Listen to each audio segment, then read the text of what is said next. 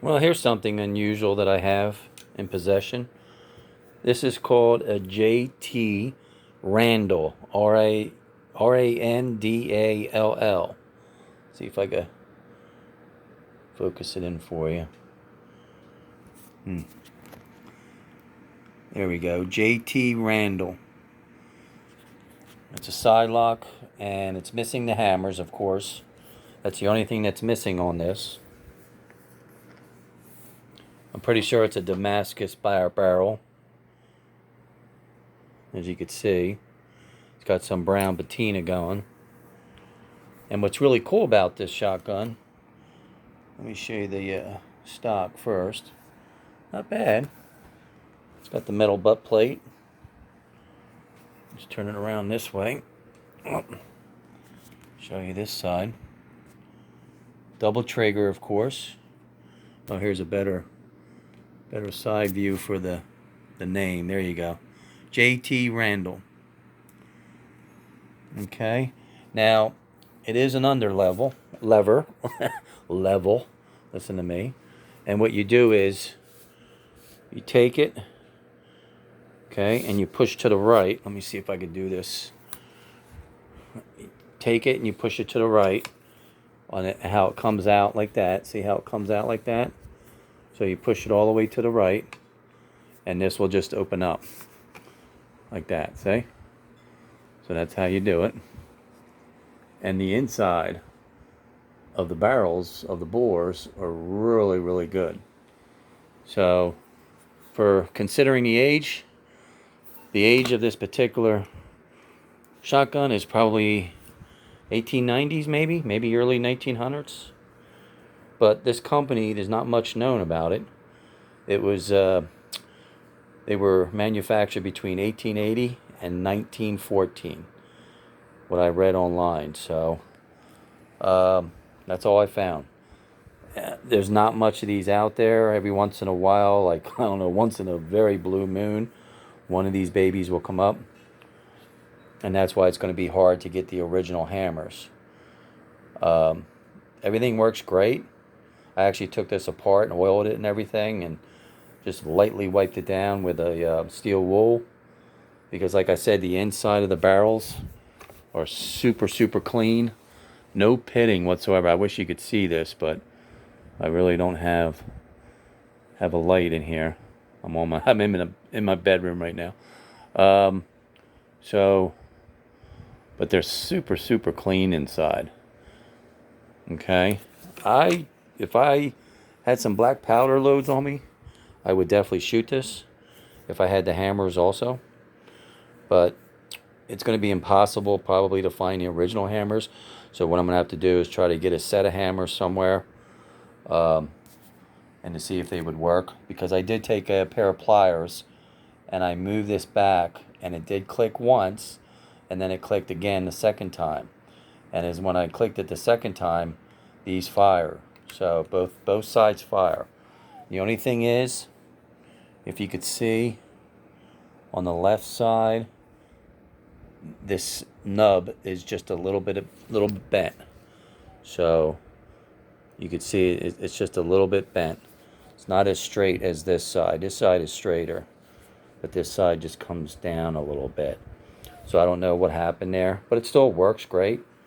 And even when I took it apart, you could see, I don't know what they call this piece, but it is a little bit bent. But it's in good shape, great shape. Look at the handguard and the tang all the way back. How it just went all the way. I mean, you know, a lot of the guns today, even the older guns, only had tangs down to here. But these older 1880s or so, 1860s, up to like early 1900s, had tangs all the way back, which was really cool. And as you can see, the checkering is still there. I mean, look at the checkering. But of course, the forearm is built as the underlever, so there's no checkering. So you can imagine shooting this. Either you hold it here, which probably a lot of people did, or you would hold it here, I guess. You know, like, I guess you'd have to hold it like that, because there's not really a forearm. But what's cool, like I said, is the underlever, and you snap it like that. See how that snaps out? And then when you snap it out, it just opens up the breech area. So it's really cool. All right. And it's tight. It's extremely tight. So even though how old this is, I mean, it looks old, and like I said, it could be 1880, 1890, maybe even early 1900s. I'm not sure. There's no way of telling the age. Not that I know of. It is super tight. I mean, the barrels. That's not the barrels moving. That's the triggers that are making the noise. But other than that, I mean, there is no noise, no movement on this gun. It is so tight, especially when you bring the lever back and close the barrels up. I mean, I would shoot this. Like I technically would shoot this because the firing pins, as you can see, now there was a little piece of wood here that came off, but I re-glued it and it's still good. But the firing pins still work. They do go back and forth. I didn't clean this area yet.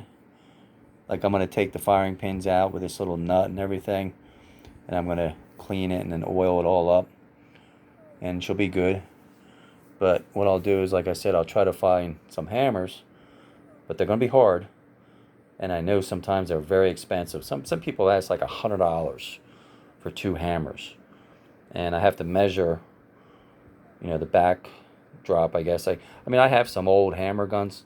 What I might do is take a hammer off and see if it might work, and if they do kind of work, what I'll do is just see if I can find some online, because the Remingtons you can still find, and some people do sell new old stock that were made in the 60s, 70s, and 80s, I guess, that you still have to grind down and cut the little square hole out and file it. So if that's the case, I guess I'm gonna have to do that. Either way, I'll give it a shot and give it a try and get some black powder loads and try to shoot this baby. You know, I would love to. I feel safe in it because it is definitely tight as hell. And I would not shoot regular loads, you know, not a smokeless powder. I would just shoot the black powder with like 2.5 grams of loaded powder in it. There you go. JT Randall. Double barrel 12 gauge. Really cool. When I get the locks on it, I'll make another video, or the locks, I mean the hammers, I'll make another video and show you what it looks like. And I'm not going to do anything else to it. I'm just going to clean up a couple more areas and that's it. Bring it back a little bit. See you later, guys.